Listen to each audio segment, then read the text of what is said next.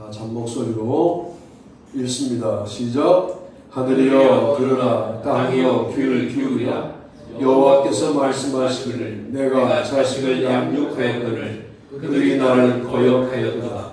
손은 그 임자를 알고 나귀는 그 주인의 구유를 알거니와 이스라엘은 알지 못하고 나의 백성은 깨닫지 못하는도다 하셨도다. 아멘.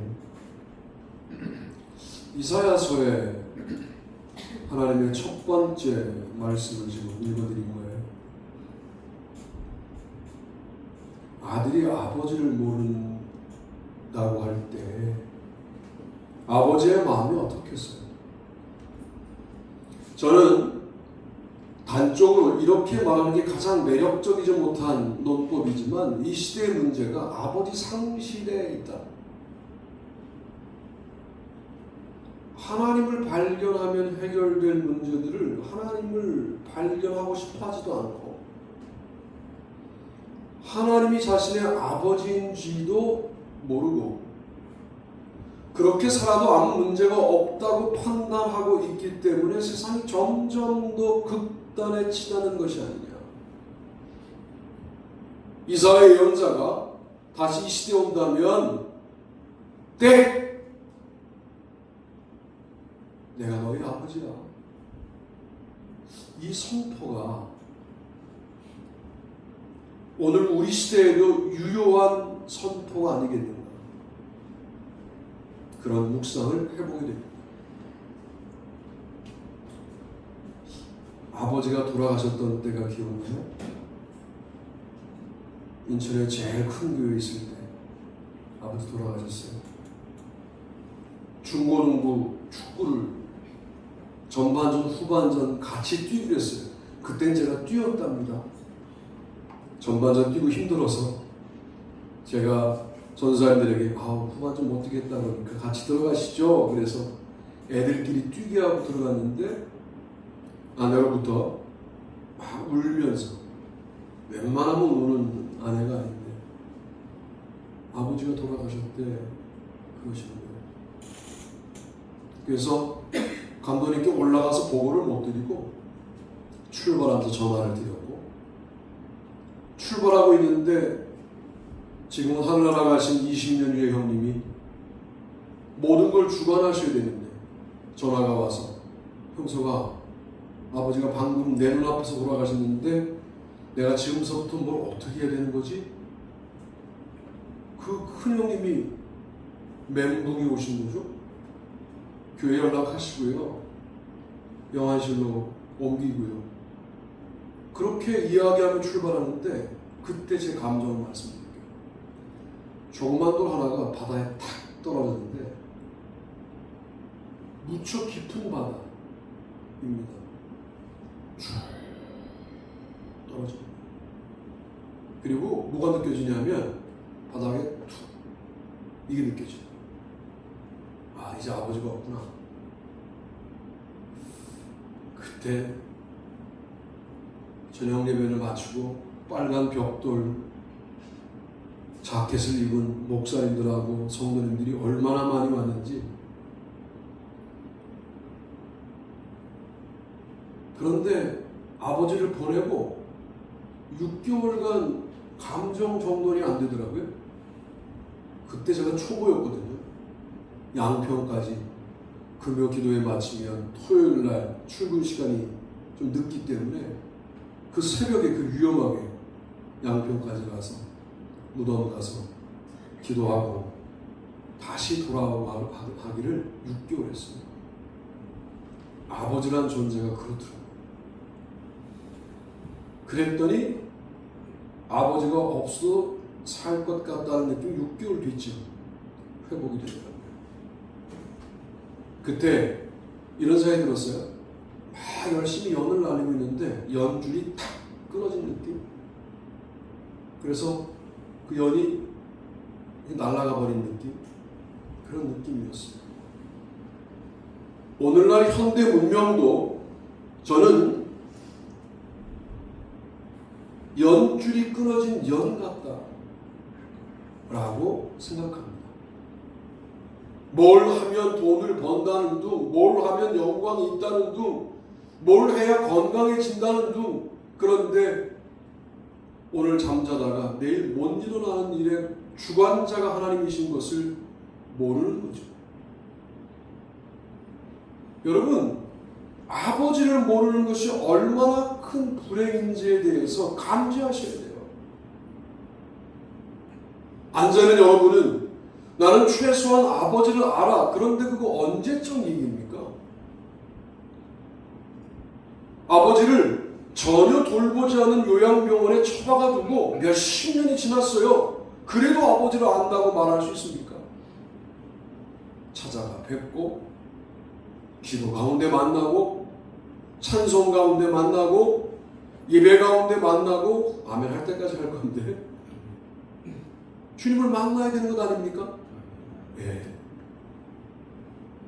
청년 시절 그 몇십 년 전 은혜를 아직도 울고 먹으면서 나는 아버지를 알아. 여러분, 모른다고는 말씀드릴 수 없으나 그 아버지가 많이 달라졌음을 다시 만나셔서 경험하시게 되기를 바랍니다. 하나님 아버지는 우리 육신의 아버지처럼 연약해지는 것으로 달라지는 분이 아니라 점점 더 강력해지는 분으로 달라지고 있습니다. 주께서 우리에게 새 힘을 주신다 그럴 때도 우리는 우리 나름대로 판단해요. 무슨 여러분들이 하버드나 프린스턴이나 예일이나 이런 신학교의 교수입니까? 본인이 경험한 내가 어저께 경험했을 때 주님이 이 정도 힘을 주셨으니까 오늘 10% 더 힘을 주실 거야. 이런 식으로 새 힘을 묵상해 왔어요. 얼마나 인간적인 묵상입니까? 어제는 힘이 아닌 것처럼 오늘 전혀 다른 힘으로 역사하셔도 이걸 여러분 평생 반복해도 풍성할 수 있는 분이 주님이 있어요. 그런 하나님을 나의 경험치를 기준으로 해서 플러스 알파를 붙이는 분으로 고백해 왔다고요.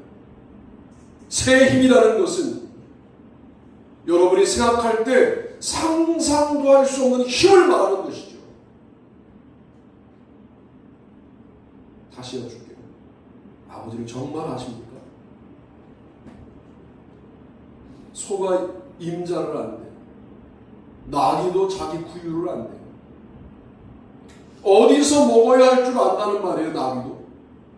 소도 누가 끌끌끌하면 누구 목소리를 따라가야 할 줄 안다는 거예요. 오늘 세상에 하나님 아버지 말고도 아버지들이 많이 있습니다. 유튜브에 근거 없는 지식들, 일상생활 속에서 누구로부터 소개되는 어떤 선생의 그 권위들 보다 우리 아버지가 못한 분 취급을 받고 있는 게 오늘날 현대가 아닙니다. 이사야가 이 시대에 다시 온다면 너희들은 아버지를 모른다고 말하는 게 맞다 라고 말씀하시지 않겠는가. 하나님을 알라, 이것이 바로 아버지를 아버지로 알라, 이것이 매우 중요한 예언자적 외침입니다. 자, 아버지를 알면 어떤 복이 임하느냐? 내가 그분의 자식이라는 것을 깨닫게 돼요. 이거에 대해서 여러분이 전혀 감동이 없으신데 죽을 때쯤 숨이 넘어가는 순간 그 순간 탁 느끼고 죽는 게 너무 안타깝잖아요. 아니 그 짧은 순간 이게 대단한 일이구나. 죽을 때 가서 아는 게 너무나 안타깝다고요. 지금도 경험하시잖아요. 할렐루야. 아멘. 마지막 날 성취되는 것만 신앙이 아니고 지금도 하나님의 영광을 끌어당겨와 선취 미리 이루어진 것으로 경험할 수 있는 게 믿음의 세계라고 한다면 성취만 믿는 게 아니라 선취도 믿어야 돼요. 이미 이루어진 줄로 믿고 그렇게 경험하는데 또 여러분의 판단과 경험치는 뭐예요? 이루어진 것보다 못해가 여러분의 경험치예요.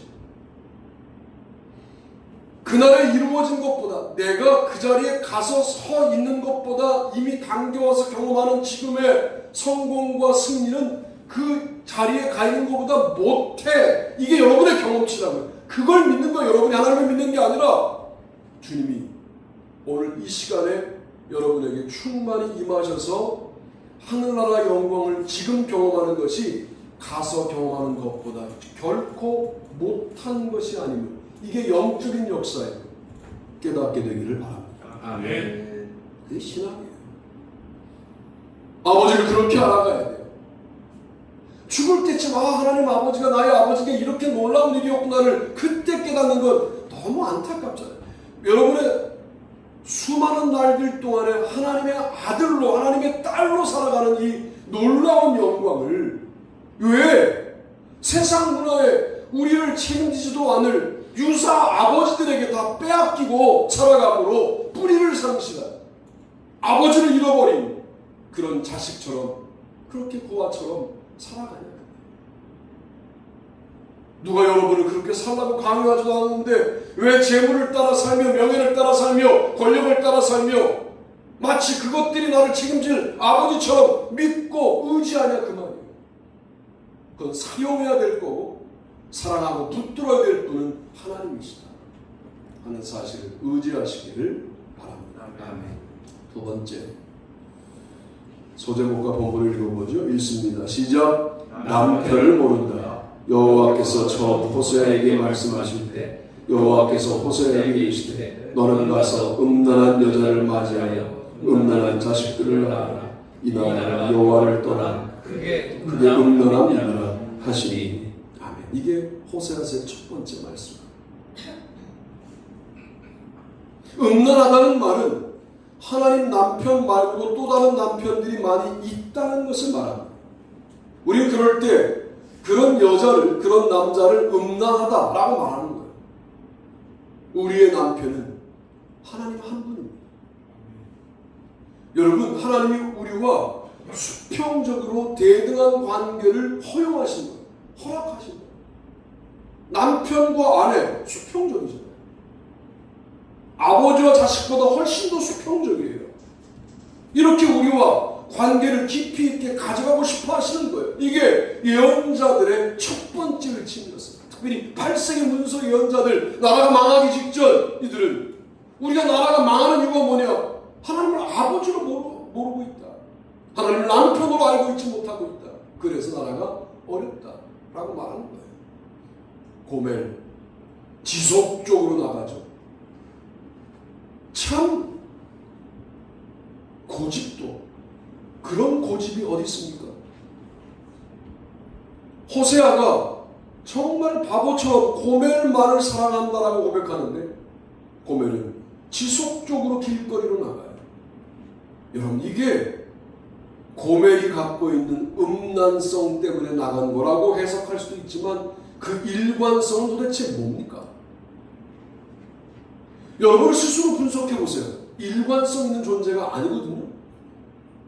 여러분, 귀하고 아름다운 일들도, 꼭 해야 되는 일들도 일관되게 어느 정도 해왔지 정말 일관되게 하루도 안 빼놓고 음란하게 사는 일관성은 우리의 덕목이 아니에요. 사탄이 여러분을 사로잡고 있다는 사실에 대해서 아프지만 인정해야 돼요. 뭘 그렇게 호세아 말고 다른 남자를 향하여 사랑하겠다라고 하는 고집을 부립니까? 남편을 모른다는 외침이 호세아서의 외침. 특별히 호세아서는 여호와를 아는 지식을 강조하지 않습니까? 정말 여호와를 안다면, 남편으로 안다면 그 남편이 나에게 줄 수 있는 충만감이라고 하는 것을 누리고 살게 될 텐데 우리는 자꾸만 유사 남편들을 만드는 거예요. 유사 쾌락들을 만드는 거예요. 그 유사 쾌락들이 주님이 주시는 큰 기쁨, 모든 기쁨, 항상 기쁨, 더욱 기쁨에 비교해 볼 때 별것도 아닌 것들인데 그 항상 기쁨, 큰 기쁨, 더욱 기쁨, 이런 기쁨들을 맛보기 전에 우리를 얼른 세상의 쾌락으로 돌려서 세상의 쾌락이 전부인 것처럼 살게 만들려는 게 사탄의 전략인데, 우리가 둘 중 하나를 골라야 될 때 쾌락이 아니라 기쁨을 골라야 되는데 흔들린다 그 말이에요. 흔들릴 일이 따로 있지. 하나님이 우리에게 남편 되어 주시겠다라고 말씀하시는 거예요. 이보다 더 큰 복이 어디 있습니까?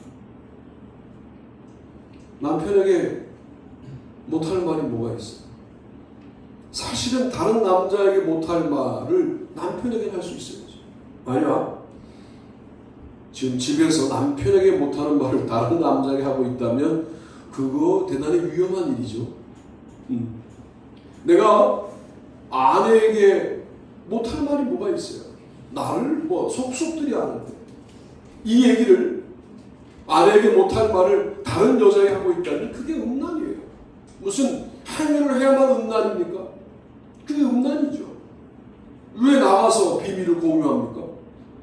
아내와 비밀을 공유해야죠. 그래서 매우 에베소 보면 남편과 아내의 관계가 그리스도의 비밀이다 그렇게 말하잖아요.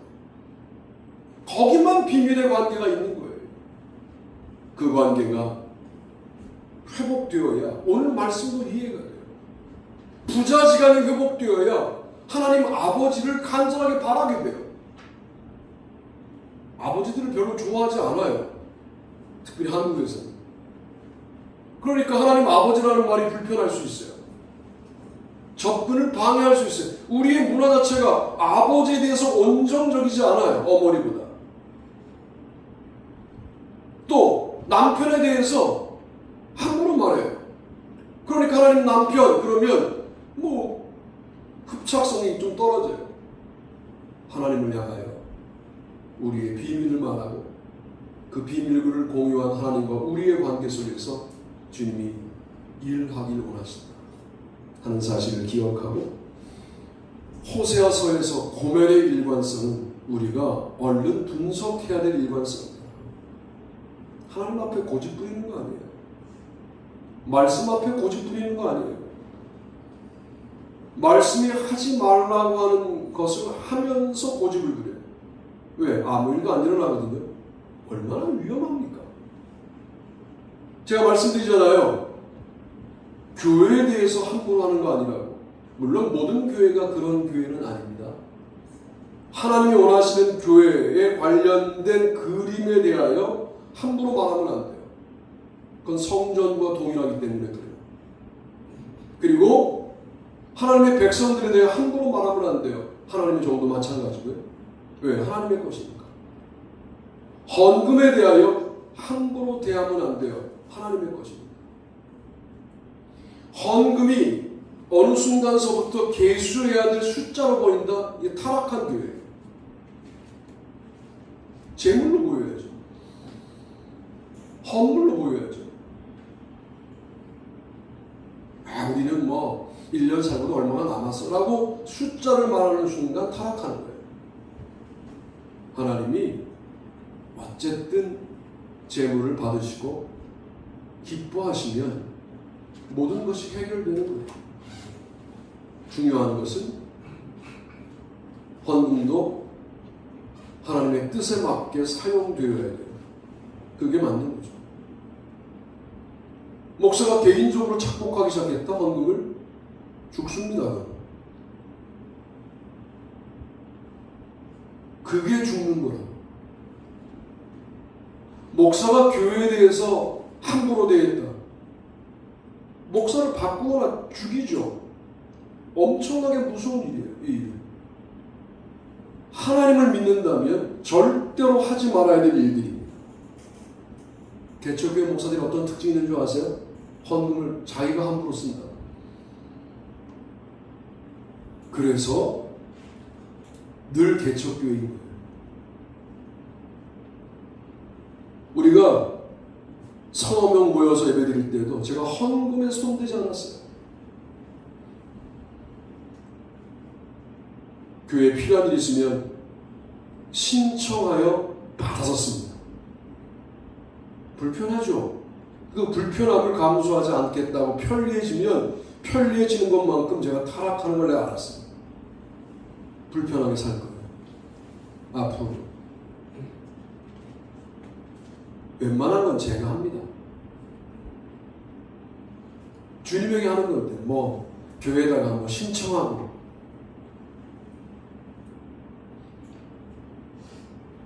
남편을 모르기 때문에 자꾸만 다른 주머니를 차려고 하는 거예요.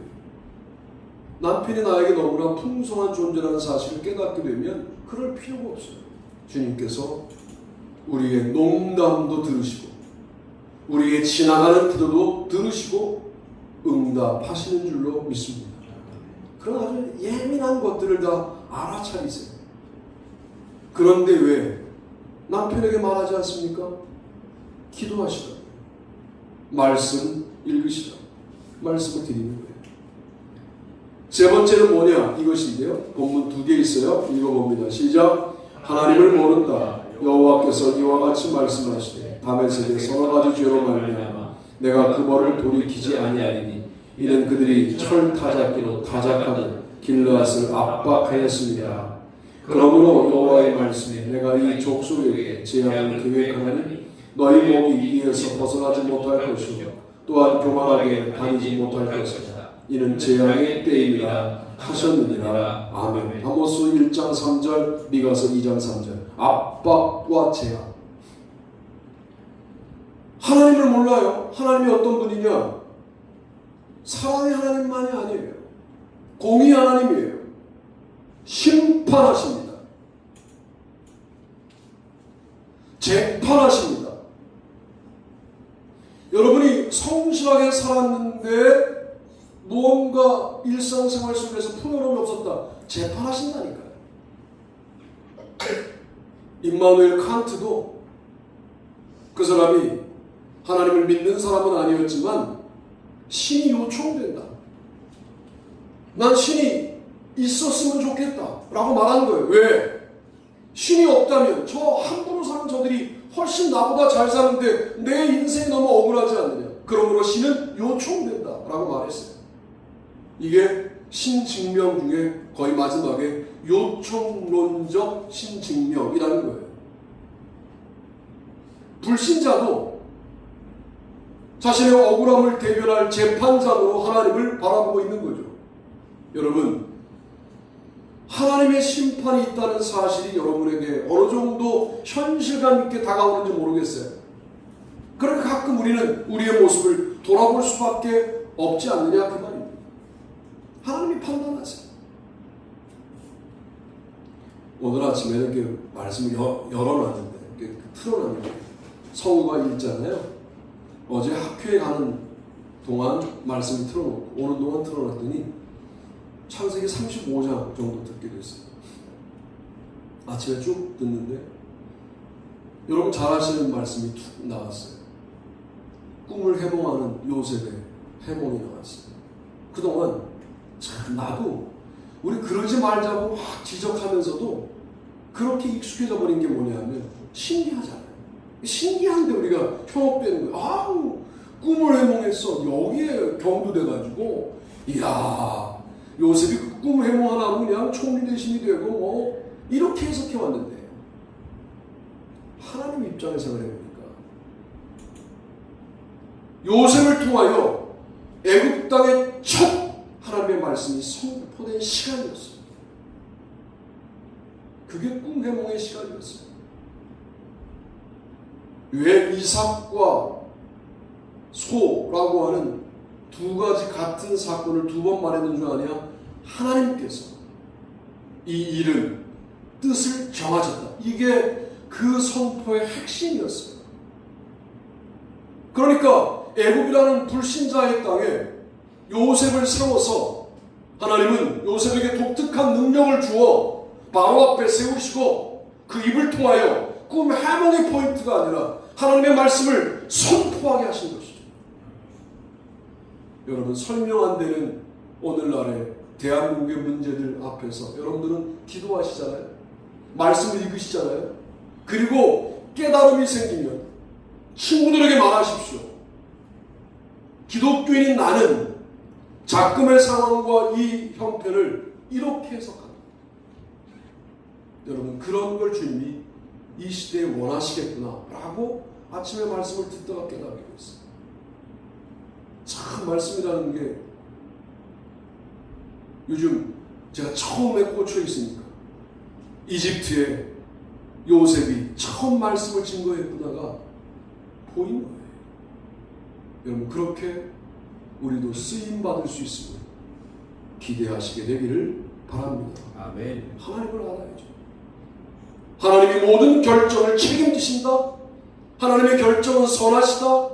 하나님의 심판은 곧 온다 라고 하는 사실을 여러분 그냥 흘려듣지 말고 정말 알아차려야 합니다. 그럴 때 우리의 신앙생활은 달라지지 않겠느냐 라고 8세기 문서 예언자는 우리에게 외치고 있는 거죠. 이사야는 하나님 아버지를 모른다. 호세아는 하나님 남편을 모른다. 미가와 아모스는 하나님 자신을 모른다. 하나님이 심판주이며 재판장이시라는 사실을 모른다. 여러분이 하나님 뜻에 입각하여 살았다면 여러분을 높이시고, 하나님의 뜻대로 살려는 사람들은 심판하시는 분이 주님이시라는 사실이 여러분에게 위로가 되기를 바랍니다. 또 우리도 하나님의 아들로서 잘못한 일이 있으면 심판하신다는 사실에 대해서 예외일 수 없음을 인정해야 하는 것.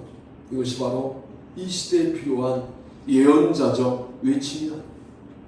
부디 우리는 하나님을 아버지로 알고 남편으로 알고 재판장과 심판주로 아는 아름다운 성도들이 되시기를 주님의 이름으로 축복합니다.